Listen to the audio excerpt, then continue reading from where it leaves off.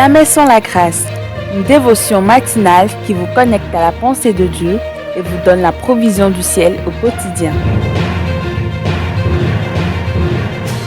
Bonjour chers amis, chers internautes, nouvelle journée, nouvelle semaine, bienvenue dans cette toute première dévotion de cette semaine que le Seigneur tient encore en réserve pour nous manifester, nous témoigner sa grande bonté. Amen. Seigneur, nous te bénissons parce que chaque jour est vraiment particulier et tu as de très belles choses encore en réserve pour nous aujourd'hui. Merci de commencer par nous les manifester maintenant et tout au long de cette journée. Amen. Alors, chers amis, chers internautes, nous continuons sur notre thème qu'on est en train de voir depuis un moment.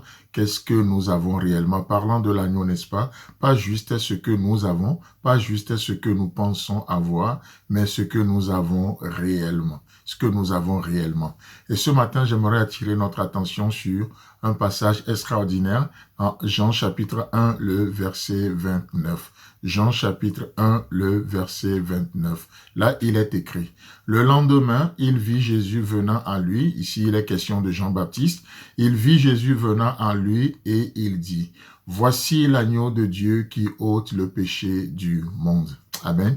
Très intéressant, n'est-ce pas, de voir encore une fois que dans ce beau passage, il est question de l'agneau. L'agneau, la solution universelle de Dieu pour l'humanité. L'agneau, la solution, l'expression du cœur de Dieu pour les pécheurs comme vous et moi.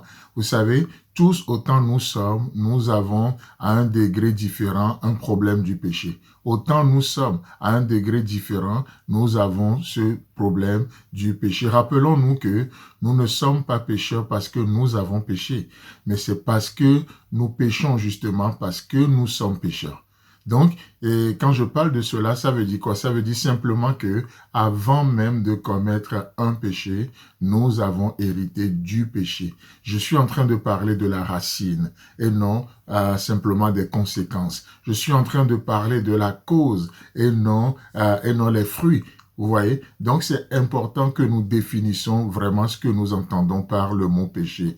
Et puisqu'on y est, c'est quoi en réalité un péché? Puisque dans le monde des humains, nous essayons de faire des classifications. Il y a certains péchés qui sont appelés des péchés capitaux, d'autres des péchés mignons, et la liste peut être encore longue. Mais vous savez, dans la Bible, dans ce passage que nous venons de lire, dans l'original grec, le mot péché, c'est le mot hamatia, qui a 3 définitions, et aujourd'hui, j'aimerais juste voir une ou deux avec nous, et nous allons continuer un peu. Ce mot hamatia, ça veut dire ce qui est mal. D'accord? Ce qui est mal. Et donc, ici, il est dit, voici l'agneau de Dieu qui ôte le péché du monde. En d'autres termes, la solution de Dieu pour le mal, c'est l'agneau.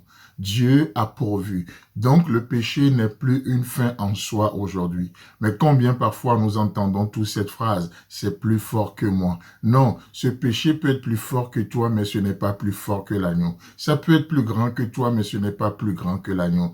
Mais le problème, c'est que nous n'acceptons pas souvent ou toujours la solution de Dieu. Alors, c'est ainsi que les choses nous dépassent. Donc, le mot hamatia qui parle du péché veut dire ce qui est mal. La question ce matin, c'est mal par rapport à quoi?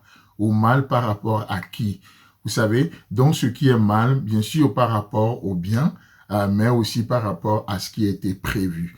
Donc, n'oublions pas que lorsque Dieu crée l'homme, il créa l'homme dans un but donné. Il a prévu quelque chose pour l'homme. Vous voyez, c'est pour ça que la Bible dit tous ont péché et ils sont privés de la gloire de Dieu. Ce verbe privé fait allusion à l'arrêt de ce qui a été prévu. Donc Dieu, en créant l'homme, l'a destiné à sa gloire.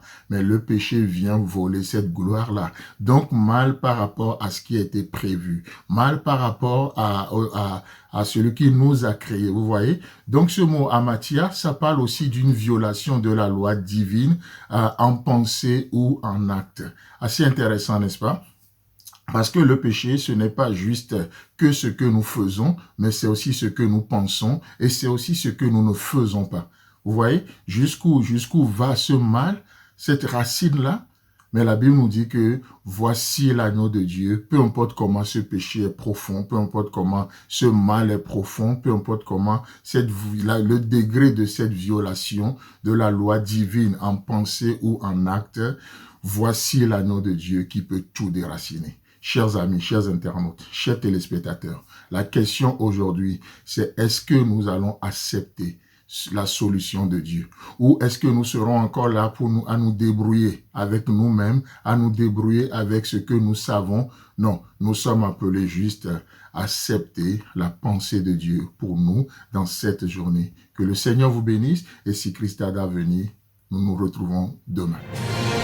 Si vous avez aimé cette émission, parlez-en à vos amis. Parlez-leur du message de la grâce et de ce qu'il fait dans vos vies.